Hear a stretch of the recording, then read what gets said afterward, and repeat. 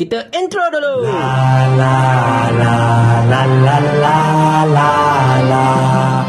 As-Sultan Abdullah telah meninggalkan kita dengan satu nasihat keramat menjelang keberangkatan pulang baginda ke negeri Pahang. Dan insyaAllah melalui video ini, tuan-tuan dan puan-puan sekalian, saya akan mengulas serba sedikit berkenaan dengan nasihat keramat tersebut. Anak-anak papa, jangan happy sangat ya.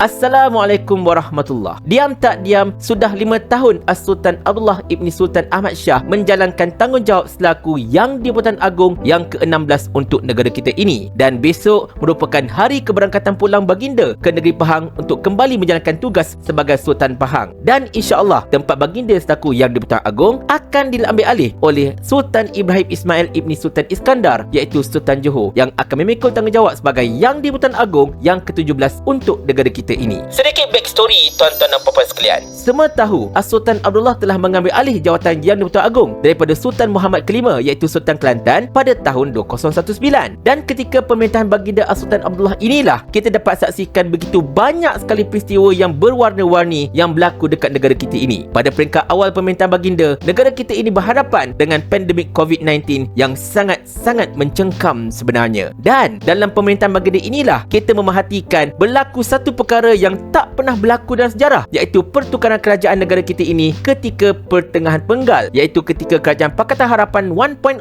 runtuh dan hancur digantikan dengan Perikatan Nasional campur Muafakat Nasional. Dan dalam era pemerintahan baginda ini jugalah, wajarlah saya sebut di sini, berlaku 2 kali percubaan untuk tebuk atap. Yang pertama ialah percubaan Datuk Seri Anwar Ibrahim untuk menebuk atap pada pertengahan 2021 dengan ayat beliau yang begitu masyhur sekali, I have a strong, convincing, formidable numbers.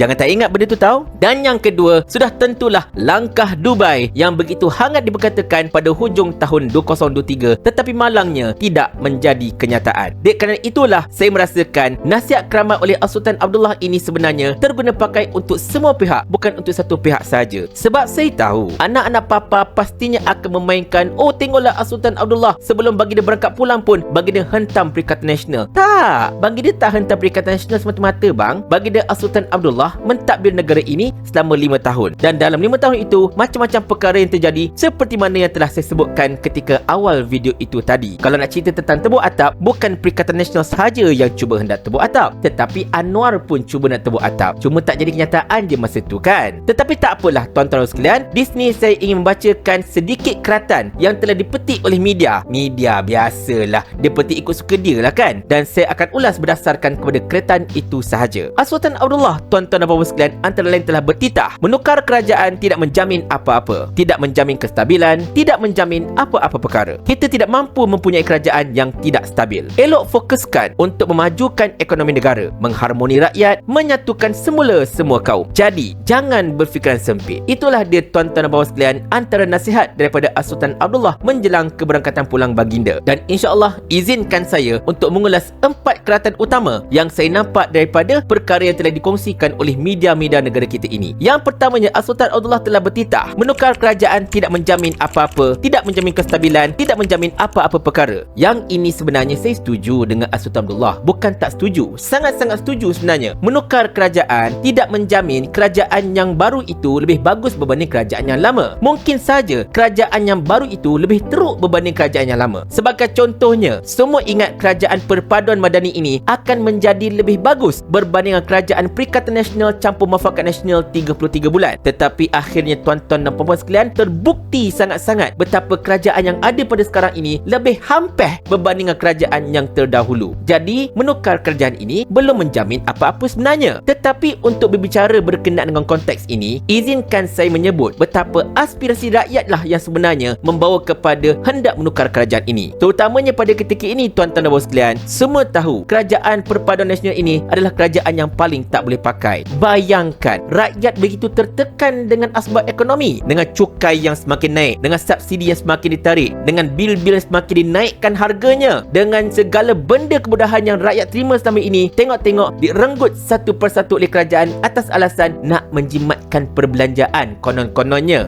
Bongak je kau.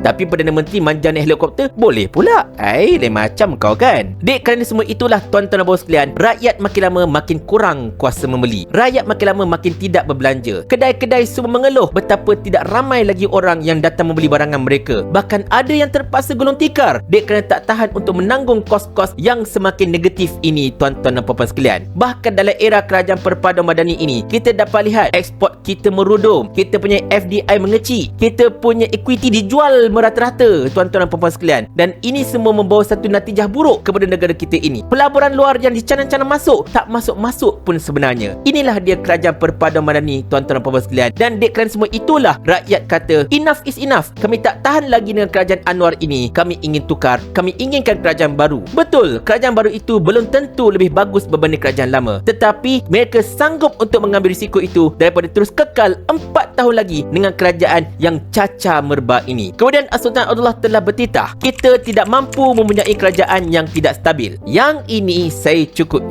setuju. Sebab dalam tempoh pemerintahan Sultan Abdullah ada 3 kerajaan dan ada 4 Perdana Menteri. Bermula kerajaan Pakatan Harapan 1.0 yang diingat stabil sebab ini kerajaan tunggal. Tengok-tengok hancur lebu juga dek, kerana perebutan jawatan Perdana Menteri oleh Datuk Seri Anwar Ibrahim menyebabkan Tun Dr. Mahathir merajuk dan akhirnya meletakkan jawatan padan dengan muka semua orang masalahnya. Kemudian datanglah kerajaan Perikatan Nasional Muafakat Nasional. 2 kerajaan daripada sini yang di mana kita tahu kerajaan ini memang kerajaan yang sangat tidak stabil sampai hampir-hampir runtuh pada pertengahan tahun 2021 akibat daripada permainan politik pihak-pihak yang tertentu. Kemudian muncul pula kerajaan perpaduan madani ini yang diingat-ingatkan paling stabil sebab ada 2/3. Tengok-tengok sebenarnya tuan-tuan dan puan sekalian, tak stabil langsung sebenarnya. Sebab kerajaan perpaduan madani ini adalah ibarat gabungan begitu banyak sekali bahan-bahan kimia yang sangat-sangat tidak stabil. Dan bila mereka ini bergabung, pastinya akan menyebabkan berbagai reaksi kimia yang tidak bagus. Akan berlaku letupan dan sebagainya. Dan inilah kerajaan perpaduan madani ibarat bom jangka yang hanya menanti masa sahaja untuk meledak.